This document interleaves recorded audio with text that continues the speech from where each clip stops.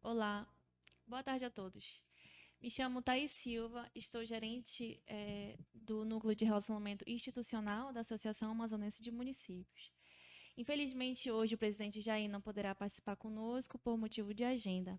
Então, irei dar início ao nosso M Capacita com o tema Prestação de Contas e Reprogramação de Saldos no SUAS, o Sistema Único de Assistência Social.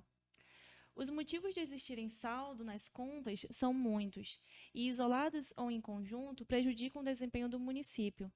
Por isso, é imprescindível fazer uma análise sobre a situação, uma vez que causam impacto na eficiência da execução financeira.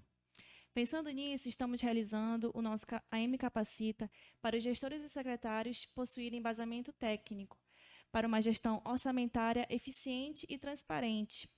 Ficamos muito gratos à CNM por aceitar nosso convite e permitir estar aqui conosco hoje a senhora Jamile Souza, analista técnica da área da assistência social da CNM, e a senhora Rosângela Ribeiro, analista social e especialista em educação para os direitos humanos, para realizar essa capacitação.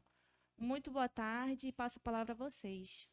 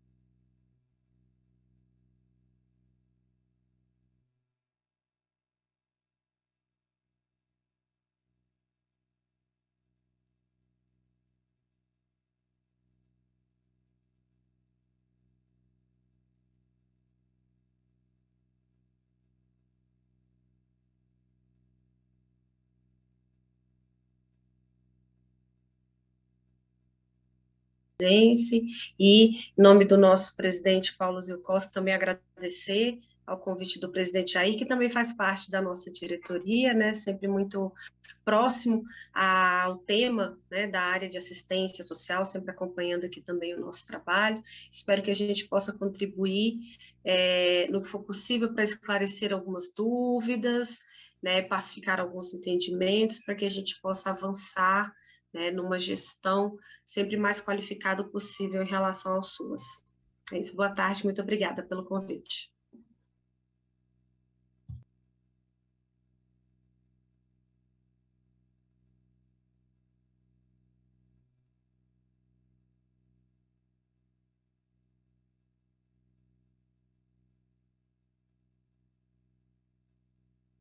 Podemos iniciar a apresentação.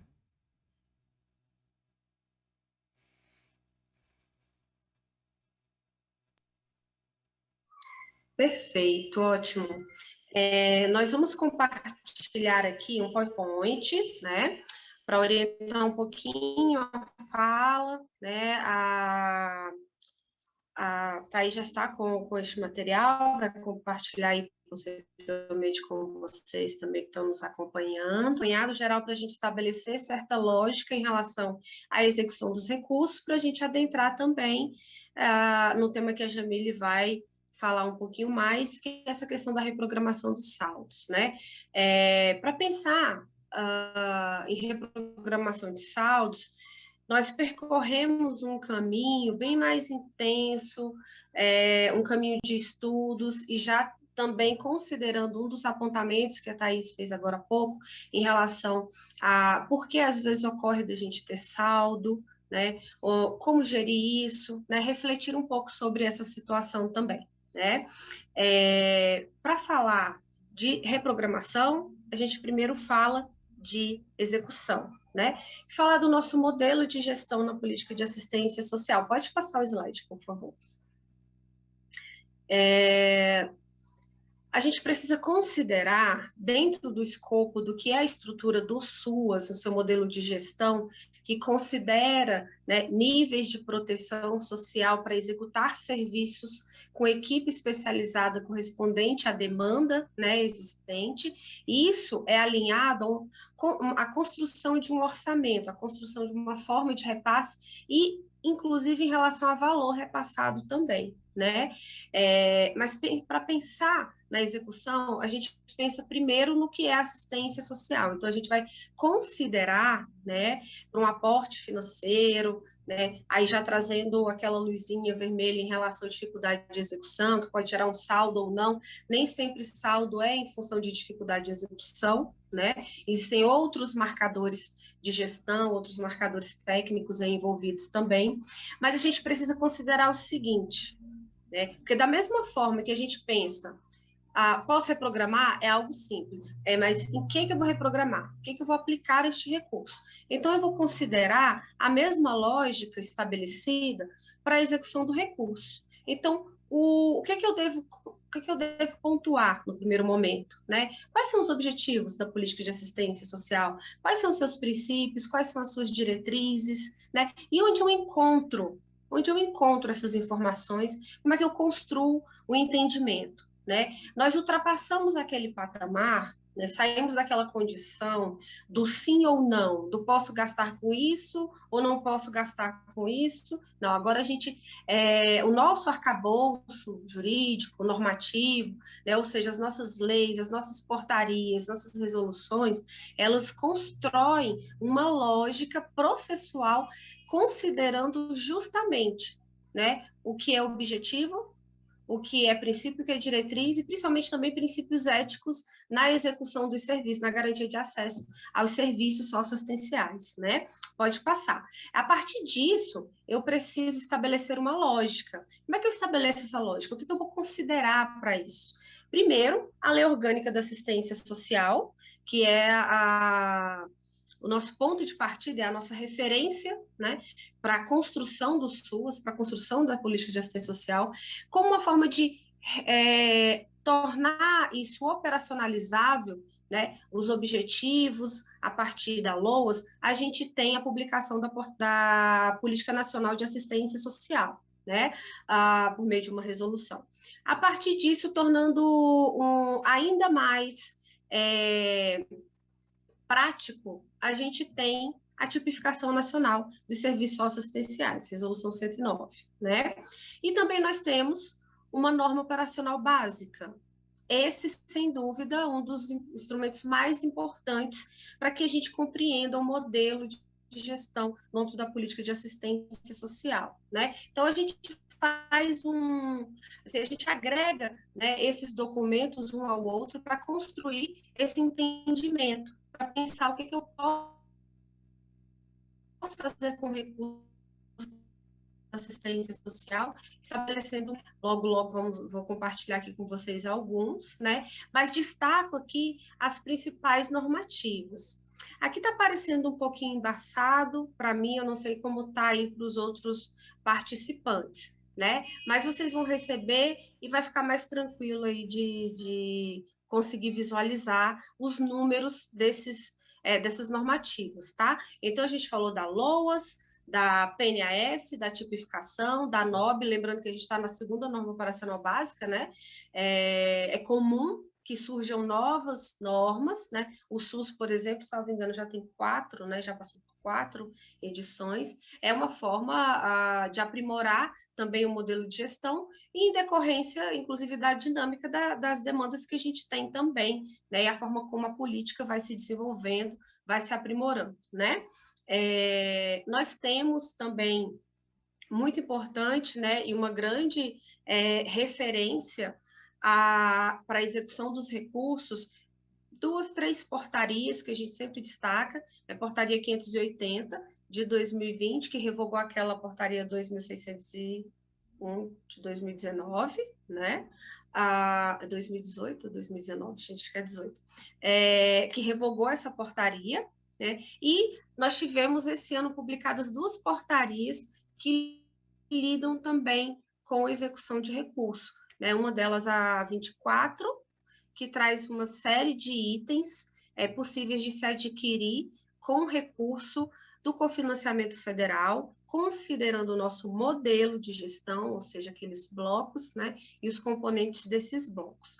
Ela também traz informações sobre a aquisição de automóveis, por exemplo, que diz respeito à mobilidade no SUAS. Posteriormente, nós tivemos publicado uma outra portaria que padroniza melhor esses meios de transporte, essa mobilidade no âmbito do SUAS, principalmente em função das exigências feitas, né, pelas concessionárias. Né? Às vezes, a dificuldade que a gente tem de estabelecer uma redação num termo de referência, e aí a concessionária, né, a empresa emite algum bloqueio, faz uma solicitação de ajuste, enfim. Então, a portaria 121 ela veio nesse sentido, para organizar e padronizar mais em função desse diálogo, né, com as concessionárias quando vocês vão adquirir os veículos, principalmente em função de uma crescente demanda, né, repasse em emendas parlamentares, né?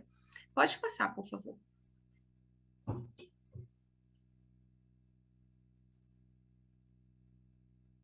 Ainda pensando na execução do nosso fazer profissional, do nosso dia a dia, da forma como a gente se organiza profissionalmente, que pode nos apoiar no ponto de vista da gestão, principalmente na execução dos recursos, a gente tem uma orientação normativa sobre a guarda documental, né, dos processos de execução dos recursos, né, a portaria 124 de 2017. Ela que vai versar, que vai nos orientar sobre a guarda documental, sobre a importância, né, de ter organizados os processos, não só lá nos departamentos de contabilidade, licitação, mas também aqui na assistência social, aqui na gestão, né? Você, gestor, você que está gestor, ter o controle, né, da forma como o recurso está sendo executado, pensando os blocos, né, as contas existentes. Então, ela traz vários anexos, né, para auxiliar nessa guarda documental, que é o registro daquilo que você está fazendo com o recurso. Isso ajuda imensamente no processo de prestação de contas, porque, veja bem, para nós é um entendimento... Há o entendimento de que prestação de contas, né, na abertura do demonstrativo, que ocorreu agora, dia 23, né, pela portaria 138, se não me engano, você, quando há abertura, você preenche, você não alimenta ali, você vai alimentando ao longo do ano, né, do exercício fiscal que corresponde àquela prestação de contas. Você vai alimentando. Então, essa guarda documental te prepara, ela te dá segurança, organização, controle, né? Tudo isso é controle daquilo que você está executando. Então, ela é uma portaria extraordinária. Costumo dizer que ela serve, inclusive, peço desculpas, acho que ficou duplicado aí, inclusive ela serve para outras áreas, né? Ela é uma referência até genérica também, possível de ser inspiração aí para áreas como saúde, cultura, esporte, enfim, outras políticas públicas, né? Em se tratando do tema de hoje, né, esse destaque para reprogramação de saldos, prestação de contas, nós temos que olhar um pouquinho para a nossa conjuntura, né? O que nós vivemos de 2020 para cá, porque a prestação de contas é referente ao ano de 2020, né? Então, 2020, nós tivemos recursos ordinários e extraordinários. Então, nós temos 3 portarias, uma que vai direcionar, né, reprogramação de saldos de recurso ordinário e 2 para extraordinário. Jamile depois vai falar um pouquinho mais sobre isso, não vou adentrar aqui na fala dela. Mas só para destacar para vocês que cada tema, cada tipo de ação tem uma normativa que vai orientar sobre aquilo. E a gente tem as gerais, né, as que nós citamos agora há pouco. Então, listamos aqui para vocês, quando a gente fala da ordinária, vai ser a 103, extraordinário, 601 e 605, Jamile vai falar um pouco mais já já. Pode passar, por favor, slide. O que a gente quer aqui com essa primeira apresentação é mostrar para vocês, né, a importância de se estabelecer uma lógica na execução do recurso, que é preparar e trazer segurança, porque vocês vão precisar dessa mesma lógica, né, para a reprogramação de saldos, ou seja, o que é o objetivo da política de assistência social? Né? A gente está falando aqui de executar as ações considerando aquilo que a gente chama de proteção social, né? Proteção social é um termo mais amplo, né? Em se tratando do nosso país, a gente tem um modelo de proteção social, né? Que envolve várias outras políticas públicas que não só assistência social, porque ele está lidando com questões bem mais amplas. Um exemplo simples: pobreza, enfrentamento à pobreza. É privativo da política de assistência social? Não. A gente tem ações, né, de transferência de renda, a gente tem ações na Seguridade Social, a gente tem ações na educação, a gente tem ações na saúde, na geração de trabalho, emprego e renda, ou seja, né, bem mais amplo. No nosso caso, quando a gente fala de proteção social no Tudo SUS, a gente está falando da materialização das ações também, né? Então, o que a gente visa garantir? O que a nossa política tem como objetivo? Proteção à família, maternidade, infância e adolescência, ou seja, já traz um escopo de um público, né? Trabalhar ações que amparem este público e as suas necessidades, né? As suas demandas, né? A gente tem, isso foi em termos de proteção social. A gente tem um outro objetivo, que é desenvolver vigilância socioassistencial, que trabalhar a avaliação e o monitoramento da nossa política para garantir também aprimoramento, né, das nossas capacidades de trabalho. Capacidade todo mundo tem, a gente tem que aprimorar as condições, né, de trabalho, e a gente aprimora isso a partir do momento que a gente faz monitoramento, avaliação, que a gente olha para aquilo que a gente está desenvolvendo. Um terceiro objetivo, a gente está falando de direitos humanos, né, o conjunto, né, de direitos socioassistenciais, né, a defesa desses direitos, do acesso a esses direitos. É responsabilidade da política, do profissional, do trabalhador do SUAS, lembrando que não é só assistente social psicólogo, né? A gente tem várias outras categorias profissionais na nossa área. Será que é só responsabilidade deles? Não. Responsabilidade de executar política pública é do Estado, configurando aqui nesse arranjo União, os estados e os municípios, né? Responsabilidade, né, de executar e garantir acesso a direitos. Quem garante acesso a direitos é o Estado, né? Os trabalhadores, eles são o meio, né, para operacionalizar esse acesso. Nem sempre ele tem como garantir que isso ocorra, né? E aí a gente tem, além desses objetivos, a gente tem alguns princípios na nossa lei orgânica, né, que vão trazer a concepção do nosso modelo de gestão, né? Tem algumas participações aqui no chat, deixa eu só dar uma olhadinha para ver se tem algo sobre a fala. Veja o zoom da tela. Deve ser para mim, né? Porque eu falei que está um pouquinho embaçado. Não sei, acho que não consigo mexer aqui, mas não tem problema, tá? Depois vocês vão receber. Eu também tenho uma cópia aqui, me oriento por aqui também, tranquilamente. Mais para que vocês possam visualizar aí com qualidade, né?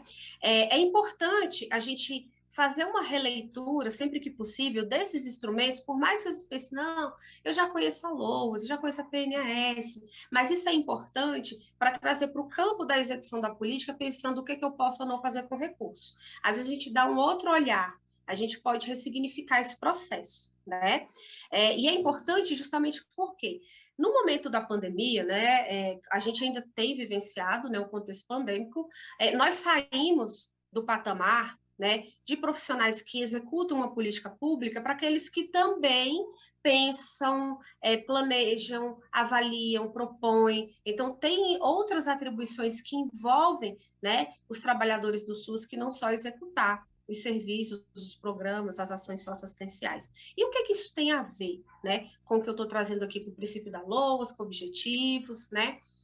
É o nosso objeto, né, de atuação. Aquilo que... Porque pensar no que a gente pode fazer com o recurso só é possível fazer esse movimento se a gente pensar nos nossos objetivos, nossos princípios. Porque, veja bem, um dos princípios da LOAS, igualdade de direitos sem discriminação. Como é que a gente materializa isso? Aí a gente tem os serviços assistenciais. Vamos falar de os mais comuns no território nacional. PAIF, Serviço de Convivência e Fortalecimento de Vínculos. Como é que a gente materializa isso? Nós vamos desenvolver no âmbito do serviço de convivência, né, hipoteticamente aqui, um grupo de teatro, certo? Eu preciso trabalhar dentro desse grupo, né, a ideia desses princípios aqui. Respeito à dignidade do cidadão, isso envolve a forma como a gente vai proporcionar o acesso, né, do usuário a essa política, bem como a própria execução do serviço, né, o produto da execução desse serviço.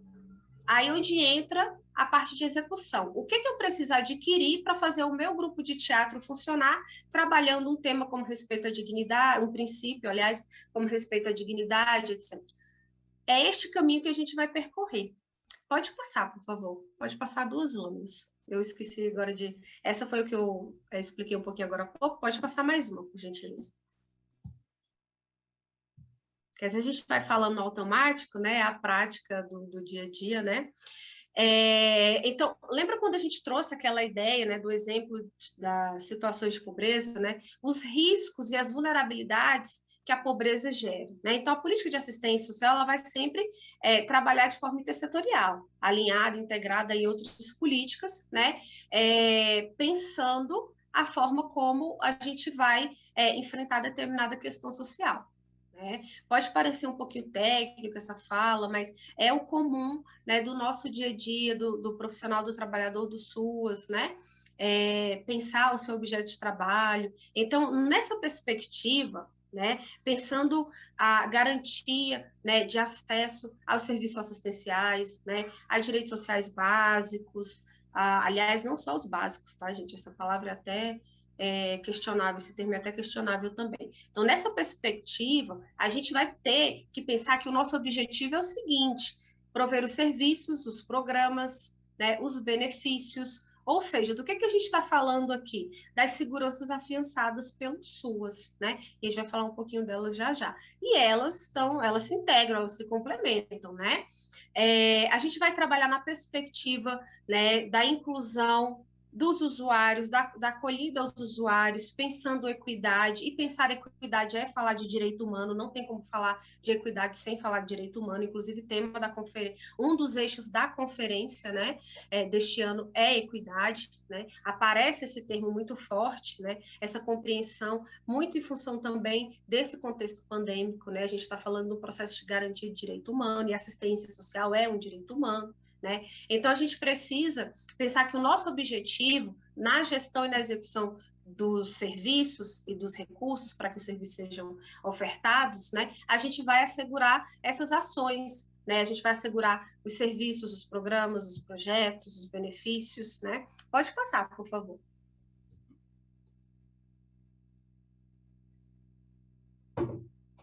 E aí a gente tem princípios que nos ajudam, nos apoiam a organizar o Sistema Único de Assistência Social em cada território, em cada município. É só dar uma olhadinha na lei do SUS do seu município, né? Verificar se esses princípios constam dali. Eles vão ser o subsídio para que você pense como você pode executar o recurso. Né? Já já a gente faz esse link na prática, mas é ele que vai dar o subsídio, ele vai amarrar este processo. Né? Lembra lá do exemplo do serviço de convivência. Então, a gente está falando de gratuidade, a gente está falando de integralidade, a gente está falando da intersetorialidade, da equidade que falamos agora há pouco, universalidade, né? Então, é aquela ideia de, por exemplo, assistência social para quem dela necessitar, né? E eu tenho que garantir condições, né, de acesso aos serviços assistenciais, pensando nos princípios, né, de respeito, dignidade, equidade. Então, como é que eu materializo isso? Um exemplo básico e bem interessante que agora, né, muita gente tem discutido.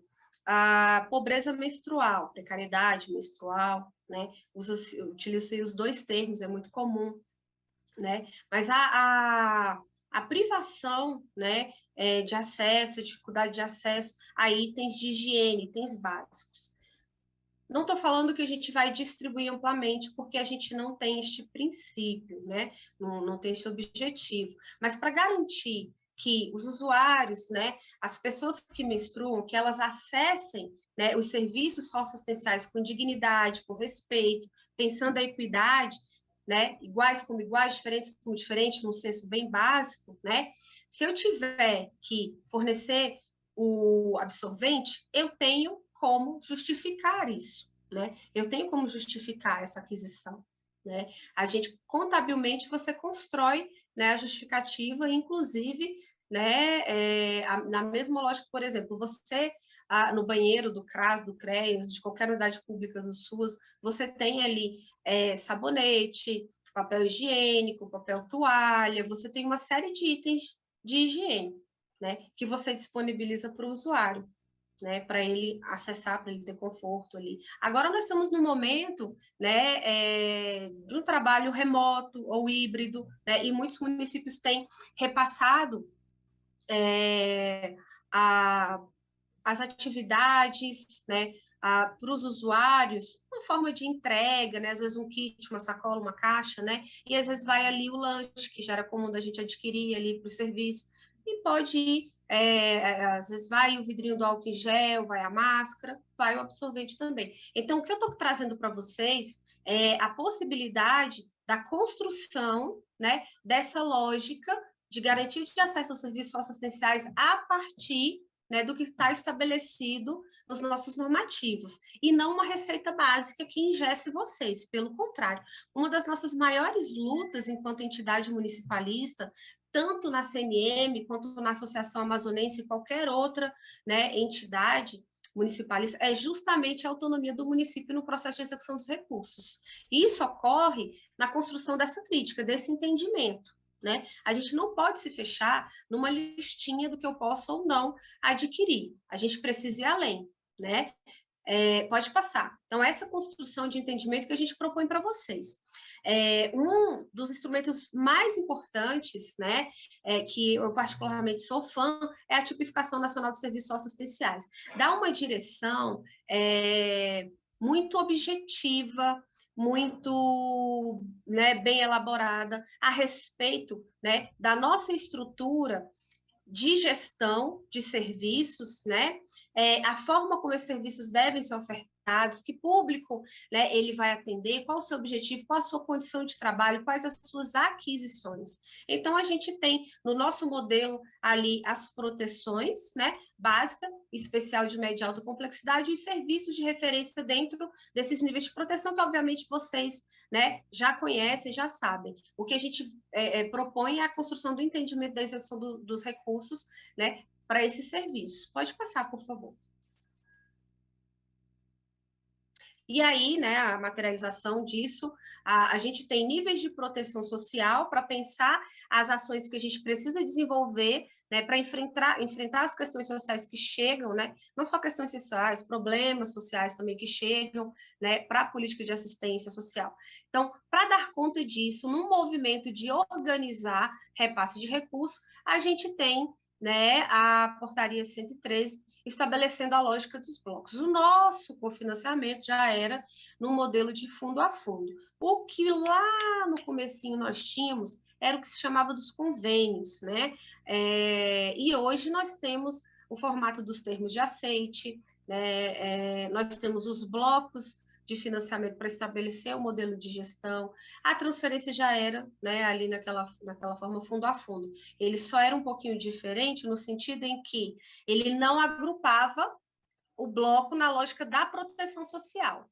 Eram contas, né? Continuam sendo essas contas. Elas não mudaram. Elas só se agruparam de acordo com os níveis de proteção que no âmbito do cofinanciamento, a gente tem os blocos. E aí veja bem que não é financiamento, tá, pessoal? Financiamento parte do princípio em que o proponente, o órgão gestor federal, ele vai dar conta, né, de financiar toda aquela ação. Quando a gente traz a palavra, o termo cofinanciamento, a gente está trazendo muito do nosso modelo de gestão, que considera, né, a participação dos 3 entes federados, o Pacto Federativo. Então, a União tem responsabilidade, o Estado tem responsabilidade, o município também. Tá? Então, é nessa lógica. Pode passar, por favor. Vou só acelerar aqui um pouquinho, pode passar também, essa aqui é a mesma lâmina anterior, né? Só para vocês, para a gente aproveitar aqui também perguntas, né? A gente tem a partir, né, da construção desses normativos, né, pensando lá os princípios, as diretrizes, objetivos. O que eu quero também destacar para vocês é princípios éticos no atendimento, na oferta dos serviços. Lembre-se sempre, sempre disso. Isso está na NOB, salvo engano, é na NOB.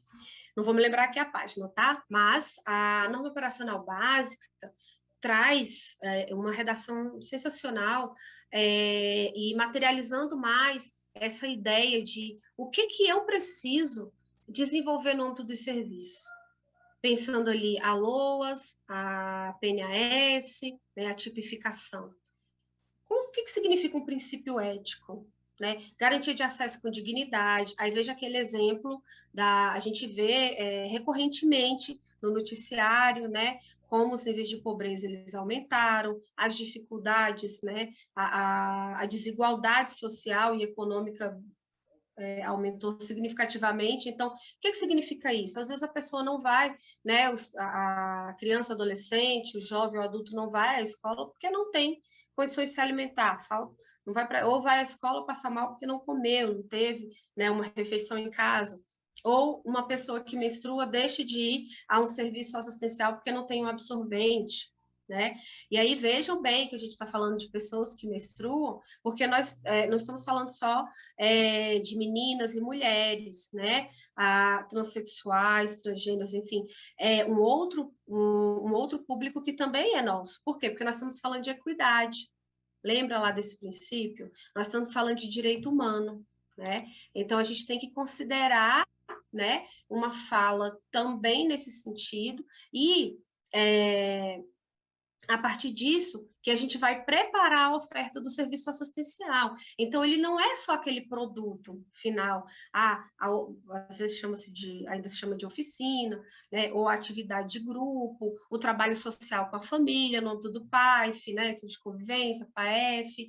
Não, é como eu construo isso, né? Quais os subprodutos daquela atividade. Por exemplo, do teatro. Vamos contar aqui no momento de pandemia, né? Como que os idosos, né, eles lidaram com essa situação, os jovens também, e o que eles podem produzir, né? E qual a relação disso com o território? Será que eu posso propor para eles que se faça, né, construa um filme sobre a história do município, ou sobre como o nosso município lidou com a situação de enfrentamento à pandemia, o que ele construiu, o que ele desenvolveu de estratégias, não só na área da assistência social. E sabe o que é mais rico disso tudo? Você está desenvolvendo uma ação no serviço assistencial, respeitando aqueles princípios, diretrizes, fortalecendo vínculos, né, comunitários, familiares, e você está fazendo a defesa institucional do SUS, porque você está documentando o seu trabalho.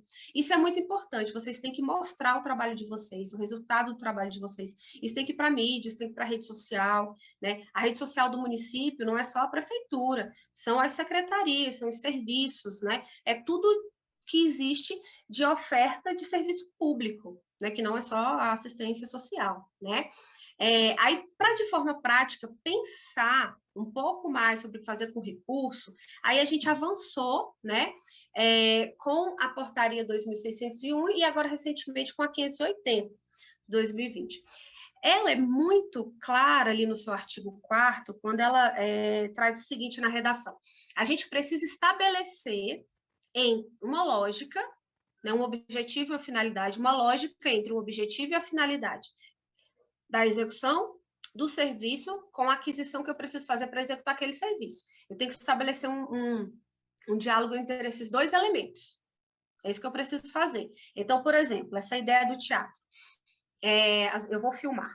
Então, eu preciso... já consegui estabelecer que tem uma relação com vínculos comunitários, familiares, e para realizar essa atividade eu preciso fazer aquisição de uma filmadora, uma máquina fotográfica, enfim, né? E preciso de um profissional que apoie ali os usuários no processo de edição desses vídeos, tratamento das imagens, etc. Você já conseguiu estabelecer essa lógica. E aí, né, essa portaria tem um outro complemento, porque ela trata das transferências voluntárias. E aí a gente tem os recursos ordinários e a gente também tem as emendas parlamentares, que são transferências voluntárias, né?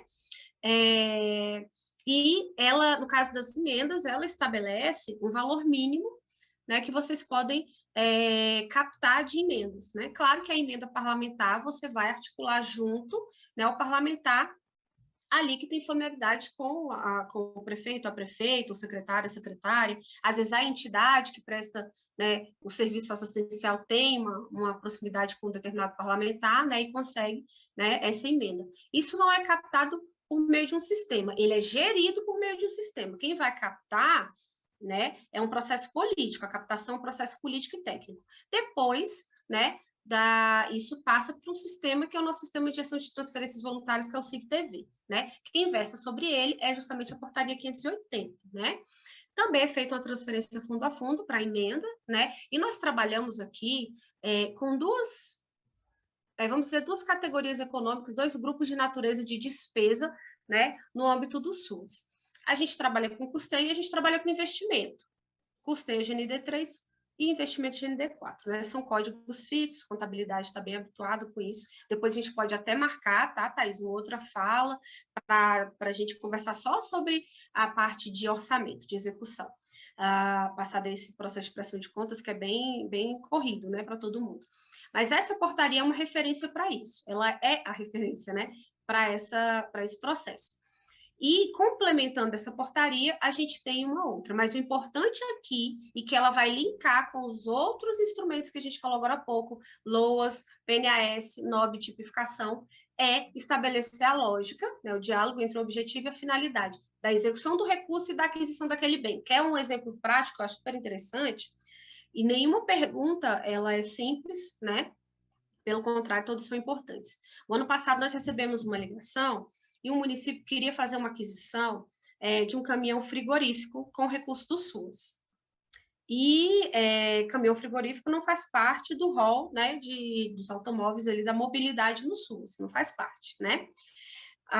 Mas a pessoa desconhecia, né, a portaria, etc. Mas vamos fazer uma reflexão. Porque o nosso objetivo não é o não, o nosso objetivo é resolver o problema. Porque, no final das contas, o resultado, o produto é para o usuário. Então, a gente tem que garantir o acesso dele ao que ele está necessitando, se for, né, do escopo da política de assistência social. Eu perguntei,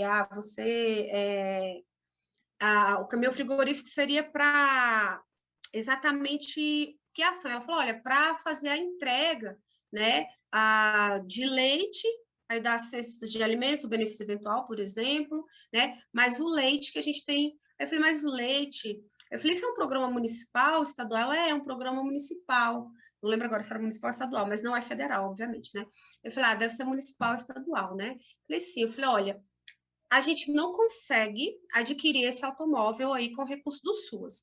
Mas uma caixa térmica vai resolver a sua situação, o seu problema? Por quê? Veja bem, a gente tem os lanches prontos, né, que a gente fazia ali junto na execução dos serviços assistenciais. Sempre tem um momento ali, né, do lanche, enfim, e vocês passaram a entregar para não gerar aglomeração, fila, etc., né? E vocês entregam o suco pronto, né, ou o leite que seja, né, é o mesmo produto. Mudou ali a fonte de financiamento, né, que vai custear a aquisição daquele item, porque não é recurso federal, né, é outra fonte. Aí ela falou: olha, a caixa resolve. Falei, porque você vai botar no carro, né? E vai fazer lá a entrega para não gerar aglomeração. Eu falei, aí você pode adquirir. A gente conseguiu resolver o problema dela sem parar no não. O não pode ser uma parede, não pode ser um muro, porque quem está atrás desse muro precisa de outra resposta.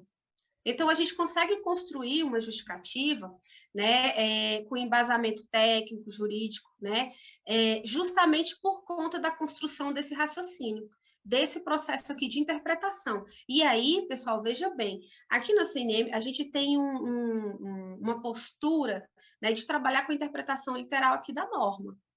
Né? Não é um juízo de valor que a gente faz em relação ao que está sendo proposto. A gente faz em outro campo. Aqui a gente está falando das possibilidades que a norma está trazendo para nós.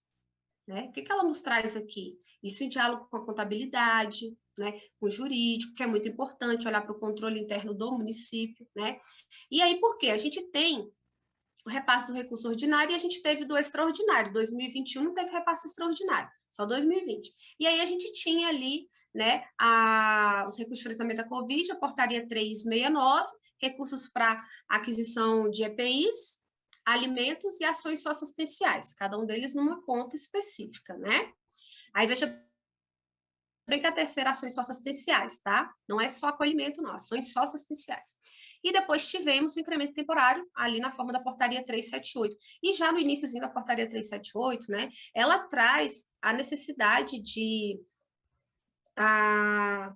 incluir ou fortalecer as nossas capacidades de atendimento, né? A nossa capacidade de ofertar o serviço assistencial. Como é que a gente materializa isso? Ele não vai colocar na portaria, assim, a contratação de pessoal, aluguel, contratação de terceiros, uma listinha, assim, porque é infinito, porque é contextual. Às vezes o município A precisa de um profissional a mais, o outro não tem esse profissional, ele vai terceirizar, enfim, é contextual, então a gente não tem como trazer uma coisa finita ali, né? É muito difícil. E até porque isso tira a autonomia de vocês, né? Então, essas portarias, elas vêm para ajudar, né, para orientar um processo de execução, mas com base naquilo que é a política de assistência social. Pode passar, por favor. E aí, complementando essa portaria 580, a gente teve a portaria 024. Lembra que eu falei que a 2601 tinha uma lista, também um anexo de itens, né, bens duráveis que podem ser adquiridos com recurso socioassistencial? Só que naquela época, essa portaria, ela trabalhava só o bloco. Aqui, ela está trabalhando na lógica do componente do bloco, ou seja, aquelas contas que tem dentro do bloco, né? E aí vai versar PAIF, serviço de convivência, o atendimento em domicílio, a proteção social especial, enfim, todos os componentes dos nossos blocos. E aí veja que ela vai trazer o que é recomendável ou não. Ela não está dizendo especificamente sim ou não. Na outra, ela dizia sim, não. Aqui é recomendação. A gente precisa pensar no objetivo e finalidade do serviço, tá? Para que o usuário ele tenha acesso àquele serviço. Né? E aí, às vezes, você precisa de um item que ele não está nessa lista. Aí você vai negar o acesso ao serviço por conta desse item que não está aqui. Quer um exemplo? Eu posso adquirir, não estamos induzindo vocês a dolo, né, dano ao erário, em hipótese alguma. É a construção de um entendimento. Veja só, eu tenho aqui, né, eu gosto de escrever com a caneta compacta, com a ponta mais fininha. Existem zilhões de estilos de caneta. Você não vai encontrar uma lista, né, dos tipos de caneta que você vai poder adquirir. Você vai encontrar, né, um elemento de despesa dentro de uma categoria econômica que esse item se encaixa, né? É assim que funciona. Isso é do Ministério da Cidadania? Não. Isso é orçamento, planejamento, isso é economia, né? É outro departamento, contabilidade, que vai, isso é a mesma lógica para a saúde, para a cultura, para a educação, para todas as outras áreas, né? Então, aqui é a construção de uma lógica, né? E a partir desse entendimento, pensando, então, né, eu tenho as possibilidades de execução. Aí a gente vai entrar, né, executei. Agora a gente vai entrar na ideia, né, na tarefa que a gente tem, sempre ao final do ano, do processo de reprogramação dos saldos, né? Pressão de contas e reprogramação dos saldos. Agora vocês estão vencendo a pressão de contas, né, mas já vão, logo menos, se preparar para a reprogramação. E aí, vocês vão pensar em que eu posso reprogramar, porque vocês vão fazer uma avaliação. O que eu executei, o que eu planejei executar, eu consegui executar, atendeu as minhas necessidades, não atendeu, e agora? Eu vou fazer um novo planejamento, vou reprogramar para adquirir outros itens, porque aqueles lá, não, né, aquela atividade ali, né, cumpriu a sua missão, agora eu preciso de outra atividade. E aí a gente vai entrar nesse outro tema agora, né? E aí eu repasso a fala para a Jamile. Pode passar para o outro slide, por favor. Jamile, fica à vontade.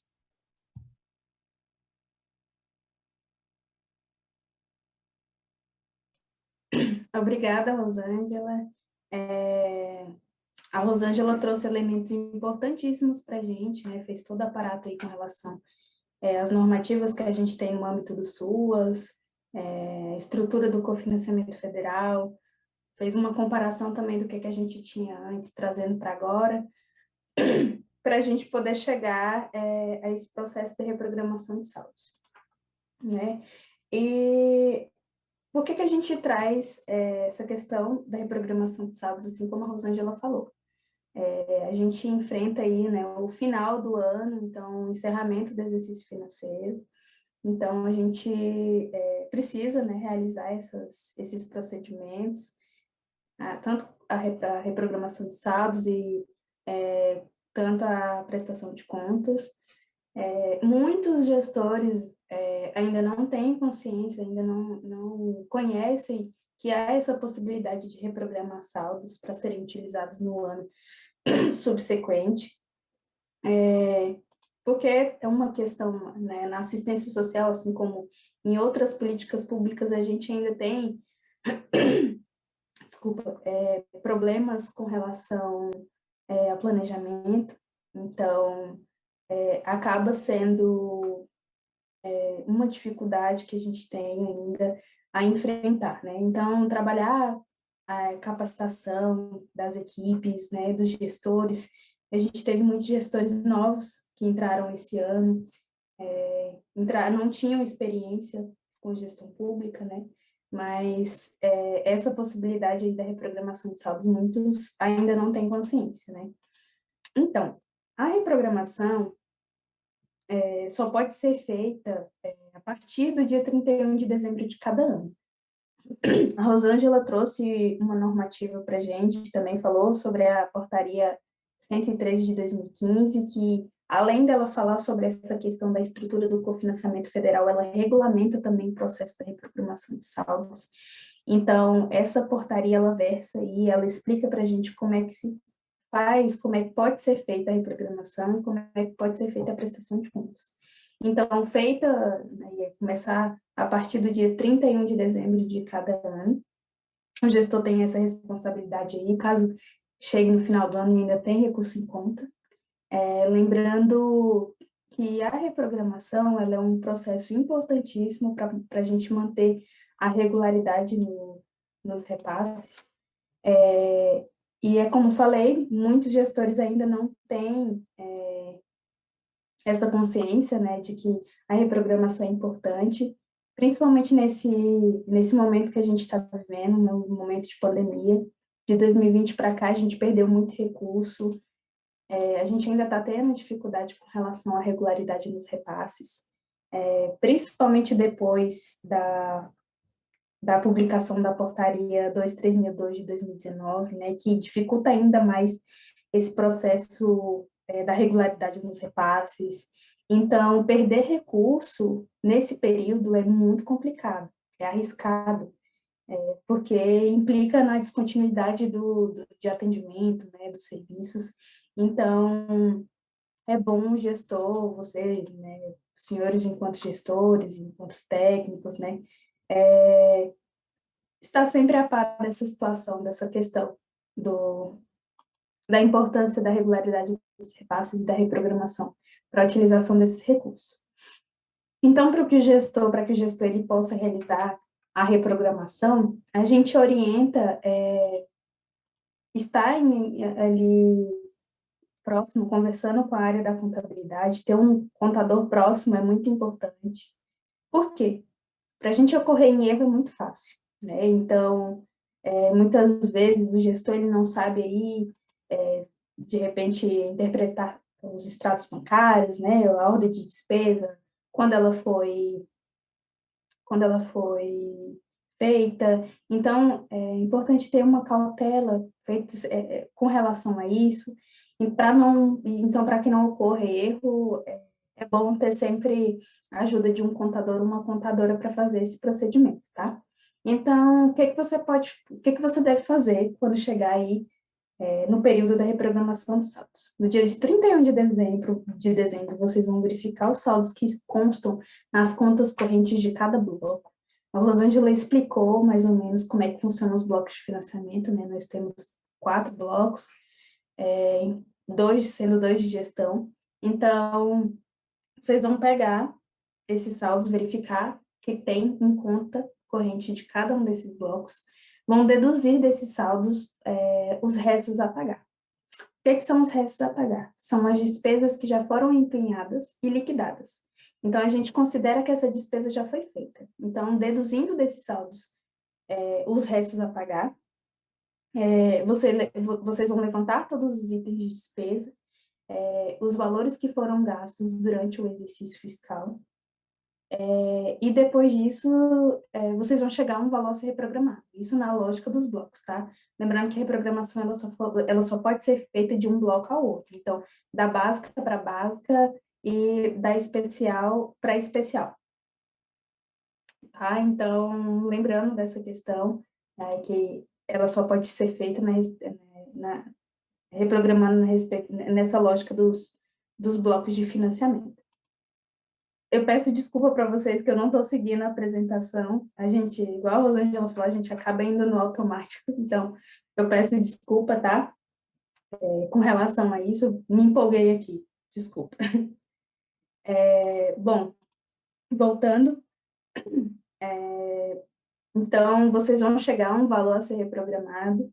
Então, por exemplo, se eu tenho 10 mil em conta, tem 2 empenhados, que é o valor que eu estou falando que são os saldos de restos a pagar.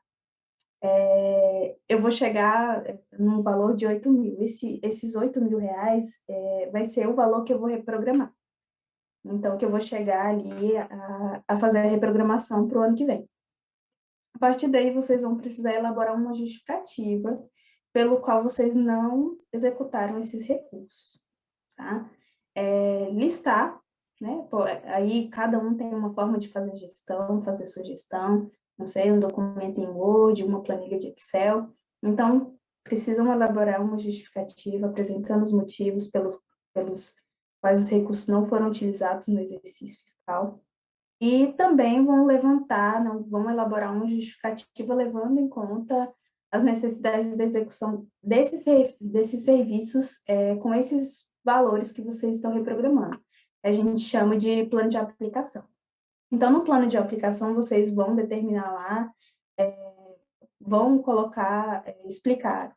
Então, recurso tal, eu vou utilizar a finalidade dele, o público, e você vai deduzir um valor que você vai utilizar, que você vai gastar com esse serviço. Então, no plano de aplicação tem que estar bem claro o que você vai fazer com esse recurso que você está reprogramando, indicando como é que pretende utilizar o saldo que está sendo reprogramado. E apontando o serviço e o programa que esse item vai atender, e o público também. Então, deixar bem explicadinho para que não tenha problema depois vocês tenham que devolver recurso, caso o Conselho Municipal não aceite, não aprove a prestação ou a reprogramação de saldo. Desculpa. Além dessa justificativa que vocês vão precisar apresentar, vocês também vão precisar elaborar uma planilha financeira, tá? Que também deve conter no plano de aplicação. E essa questão que eu falei para vocês, apontando as informações e as questões com relação à comparação dos valores gastos, dos valores não utilizados que estão sendo reprogramados, vão colocar todos os itens que vocês planejam comprar, indicar a previsão do custo de cada um e apresentar a soma da previsão de reprogramação e o valor total que encontra aí no bloco de financiamento. Depois que vocês fizerem isso, elaborar toda essa justificativa, vocês vão precisar encaminhar para o Conselho Municipal. Por quê? O Conselho Municipal que vai olhar a reprogramação, né, toda essa justificativa que vocês apresentaram, e vão avaliar se eles vão aprovar a reprogramação de saldos ou não. Lembrando que o papel do Conselho Municipal, ele não ele vai muito além disso, né? Ele não é só de aprovar ou desaprovar reprogramação ou prestação de contas.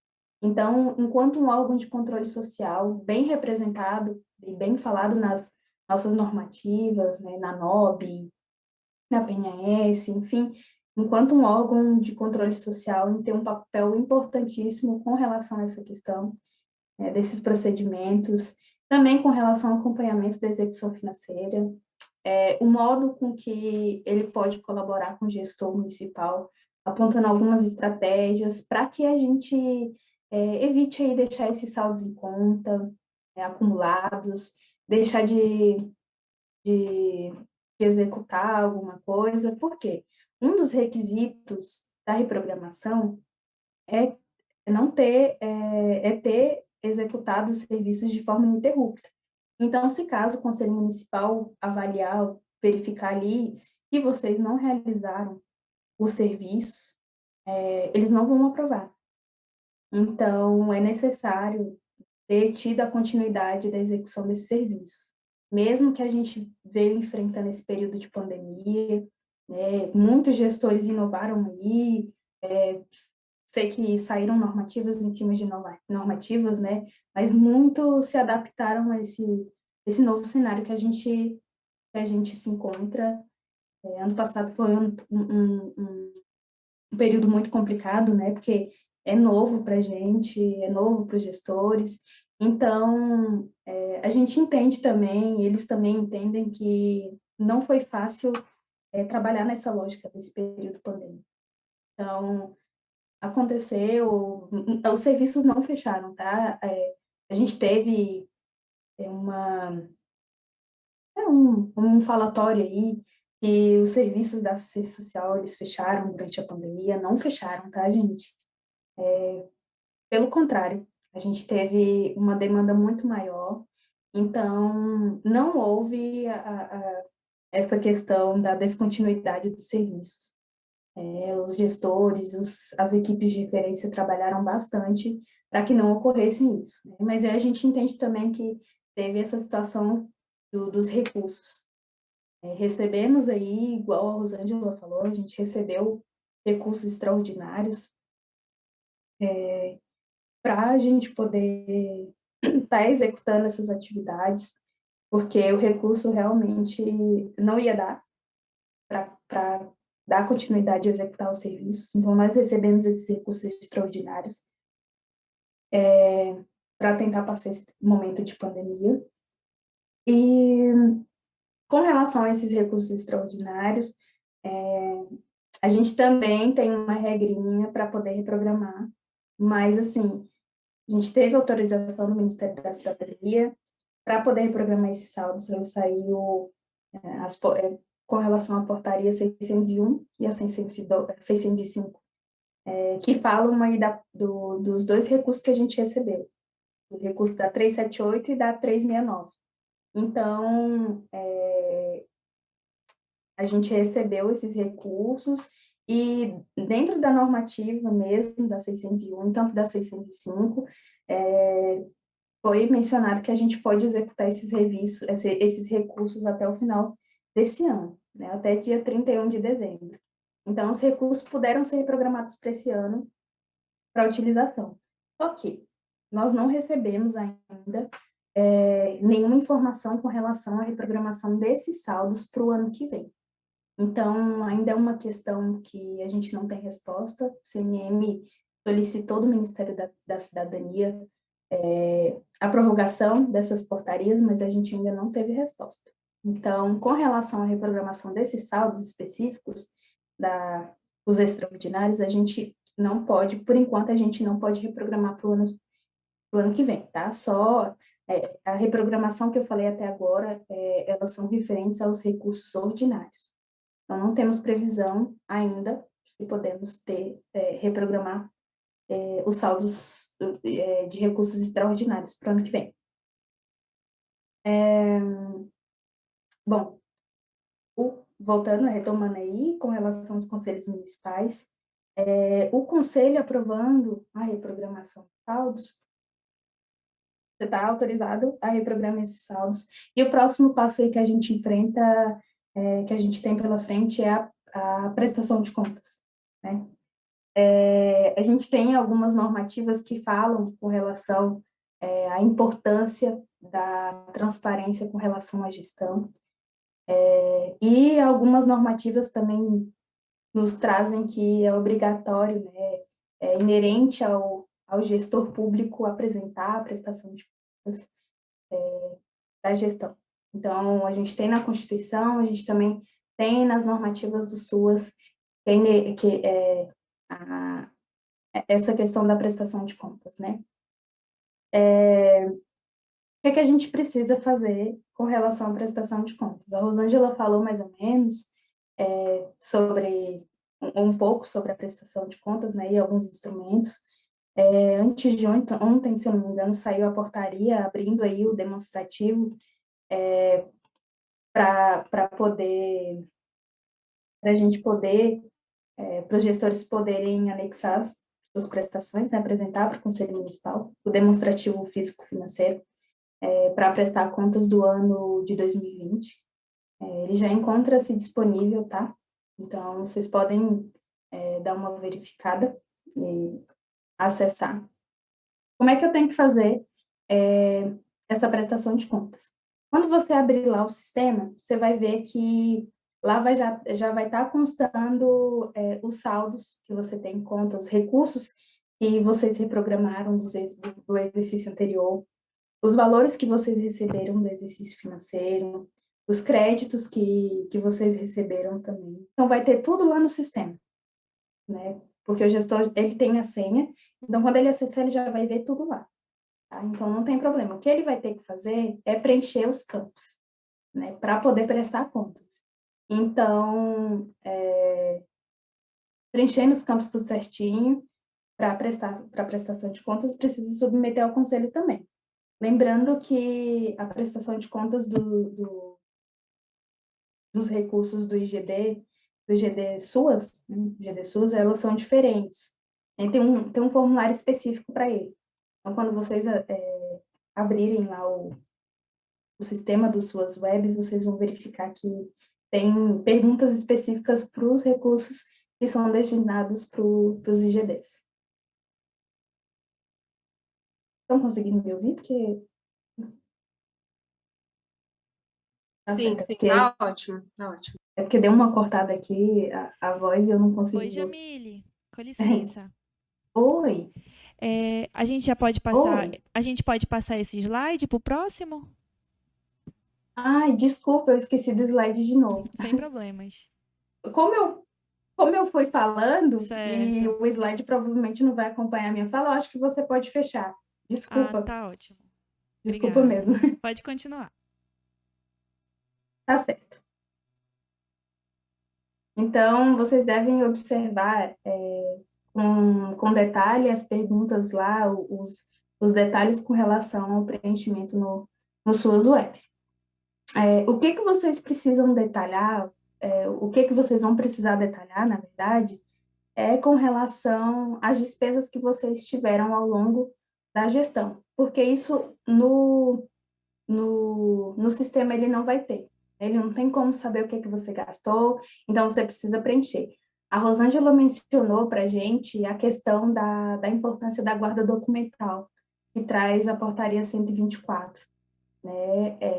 Então, quando a gente vai fazer esses procedimentos, tanto com relação à reprogramação de saldos, tanto com relação à prestação de contas, a gente precisa ter alguns documentos, porque na hora da prestação de contas, se caso a gente não ter, a gente pode ser que não aprove. A gente tem algum problema aí, e a prestação de contas, o Conselho Municipal não aprova, e vocês vão acabar tendo que devolver recurso por conta disso. Então, justificar as despesas. O gestor ele vai apresentar uma relação direta de bem ou serviço adquirido, com as finalidades que estão previstas aí na normativa, na LOAS, na tipificação, vai ter que justificar as despesas realizadas. Então, colocar uma justificativa para cada despesa, licitação, convênios, notas de empenho, comprovantes de pagamento, comprovantes de bens e serviços que foram entregues, destacando a origem da receita, né, na capa do processo da prestação de contas. Então, por isso que a gente fala da importância da guarda documental. Por quê? Quando o gestor novo ele entra na secretaria, ele vai ter que ficar lá, né, perdido, muitas vezes perdido por ter que pegar um processo, algo que não foi ele que realizou. Então, o gestor anterior ele tem essa responsabilidade. fazer os relatórios financeiros, os relatórios de despesa, para poder justamente ajudar nessa questão da prestação de contas, porque é um processo delicado, gente. Se caso tiver algum errinho, passar alguma coisa que vocês não anotarem ali, vocês vão ter que devolver recurso, entendeu? O conselho não aprova e vai ter que ocorrer na devolução do recurso. Então, é mais complexo que isso, quando isso acontece. Então, minha fala é mais prática com relação à reprogramação, com relação à prestação de contas. A Rosângela fez uma introdução maravilhosa, falando aí, trazendo para a gente como esse sistema único aí é maravilhoso, é vasto, e como ela disse, né, nenhuma pergunta vem sozinha, nenhuma questão, nenhum procedimento na assistência ele vem isolado. Então, sempre vem junto a uma coisa. A gente frisa a questão de que a assistência social ela nunca trabalha só, ela sempre trabalha em conjunto. Então, por isso a importância de conversar com as equipes técnicas de vocês, né, principalmente com a contabilidade. A contabilidade tem um papel fundamental para a gente. Infelizmente, a gente, na assistência social, a gente tem uma dificuldade com relação a manter essa proximidade com a contabilidade, porque às vezes ela é isolada, e esses procedimentos, cabe ressaltar que esses procedimentos, eles devem ser feitos no âmbito da assistência social, não no âmbito da contabilidade. Tá? Então, ter muita cautela com relação a isso é muito importante para que vocês não acabem aí tendo algum processo administrativo, né? Alguma coisa mais séria. Porque é o CPF de vocês que está indo, é o nome de vocês que está indo. Então, são procedimentos importantes para a gente. Eu finalizo aí minha fala, deixo essa fala aqui e aí deixo aberto a perguntas. Caso vocês tiverem dúvida, eu e a Rosângela, a gente pode estar respondendo aqui. Eu sei que a gente ultrapassou um pouco da fala, mas Ótimo. é porque é muita coisa. Se a gente fosse falar, ia durar um pouco mais. Bom, foi ótimo. Muito obrigada à senhora Rosângela Ribeiro e à senhora Jamile Souza pela apresentação. Eu espero realmente que a gente tenha contribuído para esclarecer essas questões, né, que é tão importante para os gestores e secretários. Eu abro a palavra a vocês para as nossas considerações finais.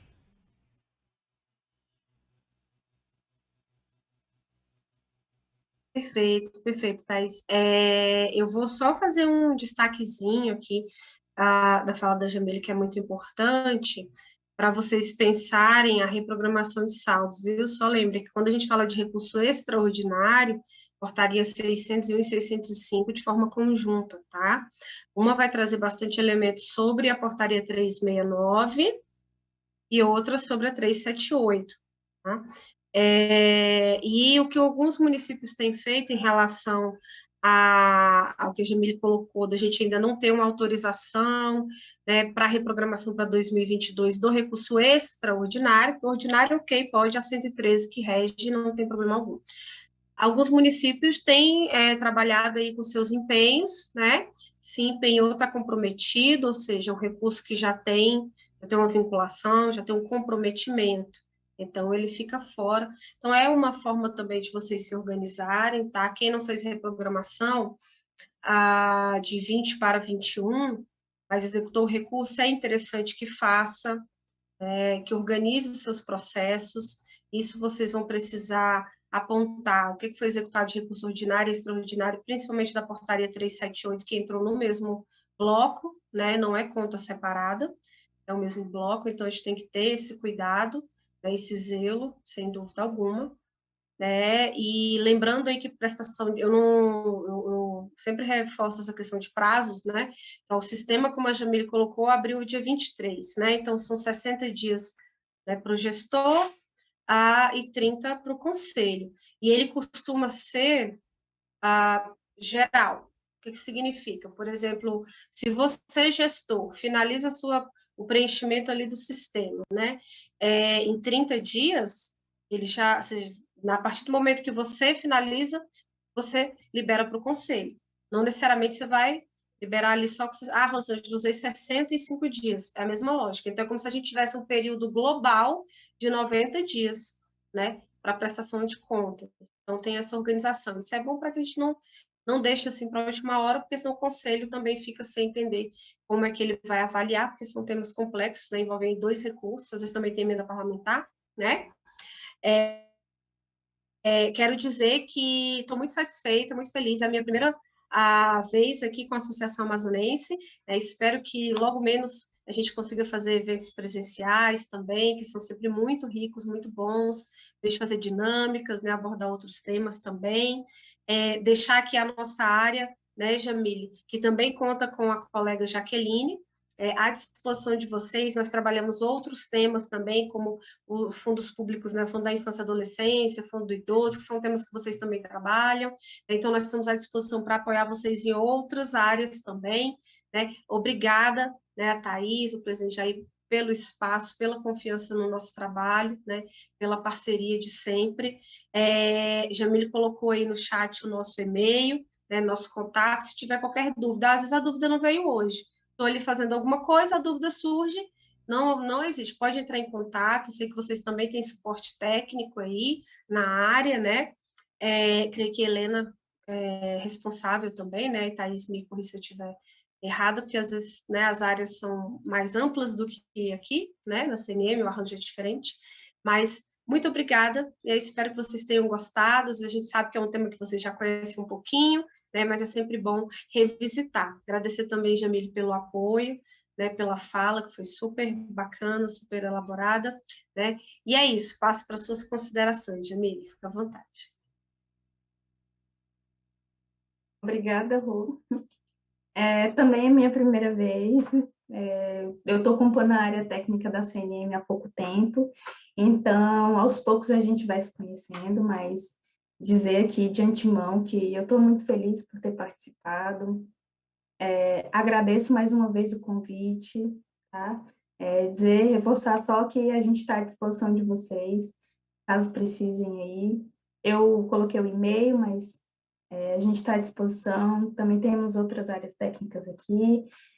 Agradeço também o X, que está nos acompanhando aqui também, do nosso institucional.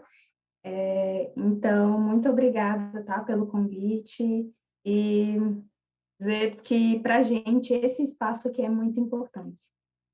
Então, é isso. Um bom fim de tarde para a gente. Agradecida. Bom, novamente, muito obrigada pela ótima apresentação. Muito obrigada a você que ficou conosco até agora. E até a nossa próxima edição. Boa tarde.